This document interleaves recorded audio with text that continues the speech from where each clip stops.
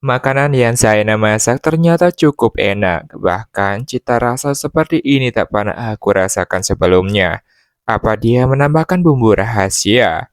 Rasanya enak banget ya Tuhan. Aku hendak menambah nasi segera menarik tanganku kembali ketika mendengar suara Ita. Saya pernah makan masakan Nyonya Zizi. Enak banget rasanya Tuhan. Nagih sampai pengen nambah terus. Tapi sayangnya Nyonya Zaina dilarang masak kalau ada nyonya besar. Aku berdeham sambil meletakkan sendok dan garpu dengan berat hati. Bereskan titahku setelah meneguk air dari gelas yang juga disediakan oleh Zaina. Oh ya, berhenti memanggilnya Zizi. Kalian harus memanggilnya Nyonya Zaina. Tegasku sebelum meninggalkan meja makan. Ita nampak bingung tapi ia tak membantah atau bertanya. Sudah pasti dia patuh karena semua ucapanku adalah perintah yang tak bisa dibantah.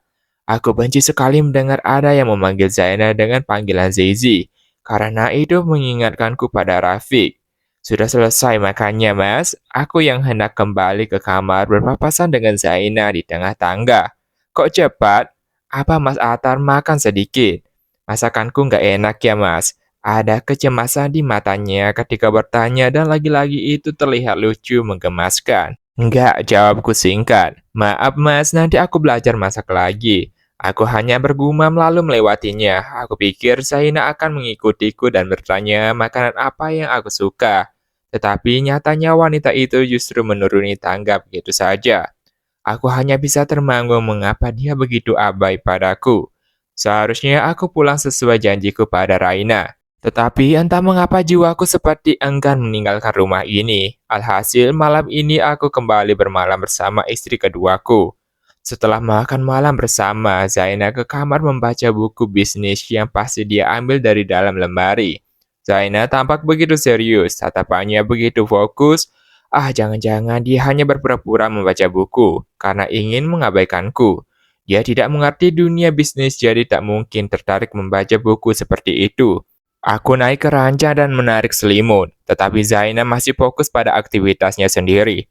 Entah mengapa suasana kamar terasa sepi dan mencekam sekarang. Mau sampai kapan membaca buku itu? Tanyaku setelah berusaha mencari kata yang pas untuk membuka percakapan. Sedikit lagi mas, jawabnya diiringi senyum hangat. Tunggu, kenapa dia cantik sekali ketika tersenyum? Matikan lampunya, aku mau tidur, pintaku.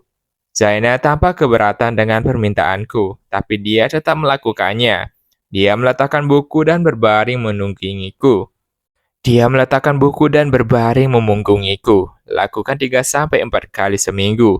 Aku meringis ketika mengingat kembali saran Tante Erma. Sebagai pria dewasa, aku tahu saran itu bagus dan masuk akal.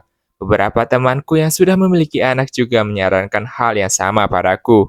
Dengan sedikit ragu, aku berbalik hingga menghadap Zaina yang masih memunggungiku. Apa dia sudah tidur? Aku harus mengatakan apa untuk memulainya. Tidak perlu mengatakan apa-apa. Sebelumnya juga tak pernah aku basa-basi. Tanpa permisi, aku menarik pundak Zaina hingga istri kedua itu menghadapku. Dia melotot padaku, pastikan terkejut. Kenapa mas? Tanyanya bingung.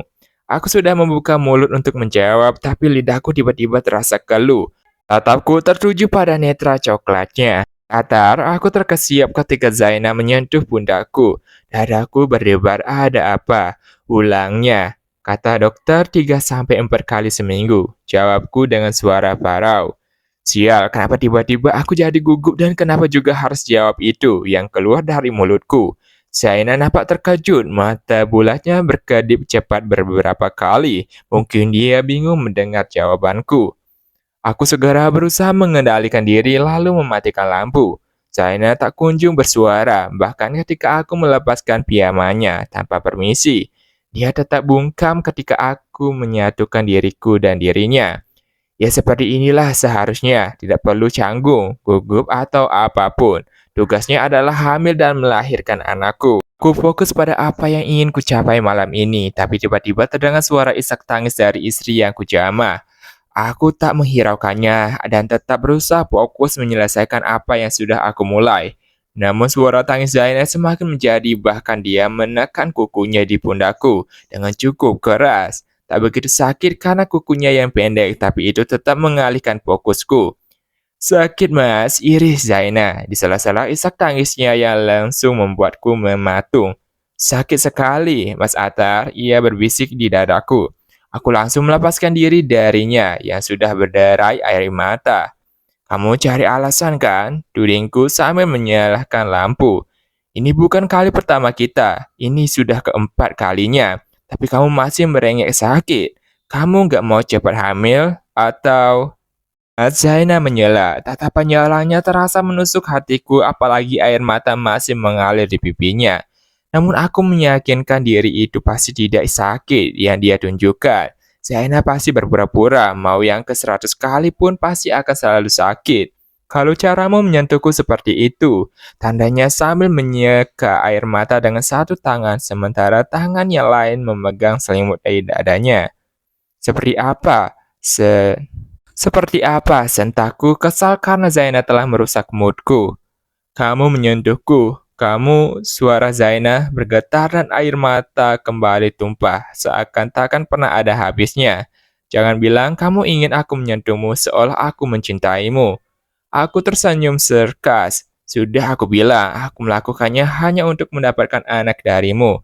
Jadi, aku tahu kamu nggak mencintaiku. Zaina memotong ucapanku, bahkan nada bicaranya meninggi, membuatku terkesiap. Aku juga tahu kamu nggak akan pernah bisa menyentuhku dengan cinta.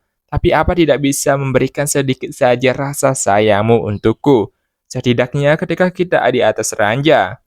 Mas, tidak perlu memperlakukanku sebagai istri yang kamu cintai, tapi bisakah kamu memperlakukanku sebagai wanita? Rasanya menyakitkan sekali mendapatkan sentuhan tanpa cinta. Dan kamu begitu kasar, tergesa-gesa. Aku terdengung mendengar apa yang Zainab utarakan, apalagi ketika ia berbisik pilu di akhir kalimat. Apa aku begitu kasar padanya hingga dia merasa sangat kesakitan?